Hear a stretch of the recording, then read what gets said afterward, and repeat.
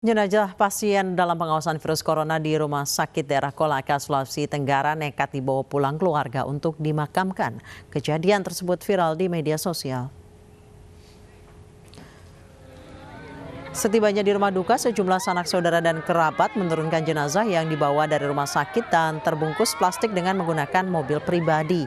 Padahal seharusnya jenazah yang sudah terkonfirmasi terpapar virus corona harus dibawa dengan menggunakan ambulans. Sebelum meninggal, pasien tersebut dirawat selama 2 hari di rumah sakit dan telah menjalani uji swab, namun hasilnya belum keluar saat meninggal dunia.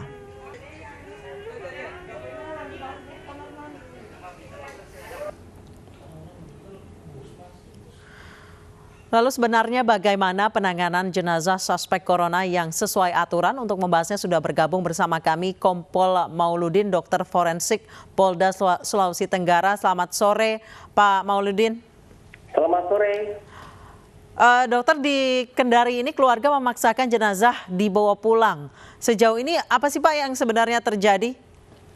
Ya, kami luruskan di sini bahwa kondisi pasien almarhumah ini memang memiliki riwayat penyakit menahun dan memang sudah sering berobat dalam 2 tahun terakhir, yaitu memiliki riwayat penyakit ginjal dan gangguan paru-paru serta asma.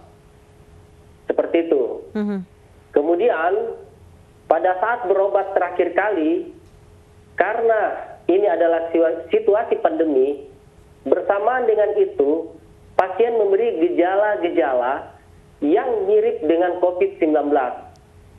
Sehingga pihak rumah sakit dalam hal ini, Rumah Sakit Batermas, melakukan langkah-langkah sebagai PDP, pasien dalam pengawasan. Seperti itu. Baik, apakah dari pihak rumah sakit ini sudah memberitahu kepada pihak keluarga agar tidak membawa pulang jenazah, membuka plastiknya dan lain sebagainya, Pak? Ya, jadi memang ada 2 hal di sini. Memang dari keluarga menganggap ini adalah penyakit menahun, bukan COVID. Nah, sementara rumah sakit sudah memasukkan kriteria ini sebagai pasien infeksi. Sehingga dalam penanganan jenazahnya harus mengikuti protap menangani jenazah infeksi, yaitu dibungkus plastik kedap untuk mencegah penularan. Baik, kabarnya keluarga sempat marah ya Pak ketika dilarang untuk membawa pulang jenazah menggunakan mobil pribadi dan memperlakukan jenazah seperti bukan jenazah infeksius ya Pak ya? Ya, bisa dipahami pendapat masyarakat ataupun keluarga, karena mereka yang mendampingi keluarga selama 2 tahun ini tahu kondisi dari almarhumah, sehingga inilah yang terjadi miss antara apa yang disampaikan oleh rumah sakit yang sebenarnya ingin dalam rangka pandemi pasien infeksi ini tidak menular sebenarnya. Sementara bagi keluarga mereka tidak menerima karena ini adalah penyakit menahun. Jadi ini adalah miskomunikasi yang memang kita belum siap untuk sosialisasi, sehingga memang ini jadi pembelajaran bagi pihak rumah sakit dan keluarga untuk betul-betul paham bahwa yang dimaksud PDP itu memang belum pasti itu adalah COVID. Kita masih menunggu hasil swab. Nah, ini yang mungkin tidak ketemu. Masih ada miss di situ. Baik, Pak Mauludin, sejauh ini bagaimana sih Pak seharusnya penanganan jenazah suspek corona yang sesuai dengan aturan, Pak? Ya, memang kalau memang dia positif ataupun memang dalam PDP, itu sebaiknya dibungkus bersama dengan seluruh pakaiannya. Untuk apa? Karena droplet-droplet itu bisa saja ada pada pakaian. Itu yang kita cegah disentuh oleh keluarga. Itu sebenarnya tujuannya. Baik, apakah boleh dimakamkan di pemakaman umum atau harus di pemakaman tertentu, Pak?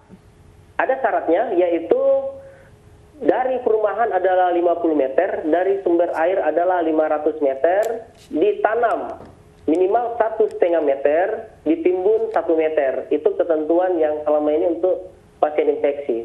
Baik, Pak Mauludin, mungkin Anda bisa mengimbau bagi keluarga Memang ini sulit kehilangan seseorang yang kita sayangi, apalagi anggota keluarga.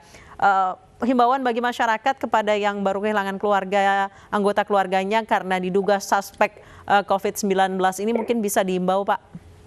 Ya, kami menghimbau bahwa apabila keluarga kita itu sudah dinyatakan sebagai PDP, kita harus siap itu apabila meninggal ditangani secara jenazah infeksius. Untuk apa? Satu, melindungi masyarakat, dan dua, khususnya untuk melindungi keluarga terdekat itu sendiri sebenarnya. Jadi memang ini kita butuh pemahaman bersama, sosialisasi yang lebih giat. Prinsipnya satu, mari kita saling mengingatkan dan mari kita saling menguatkan. Ini adalah musibah bersama, bukan aib, ini adalah musibah bersama. Baik, baik. Terima kasih Kompol Maulidin, Dokter Forensik Polda Sulawesi Tenggara telah bergabung bersama kami di iNews Sore.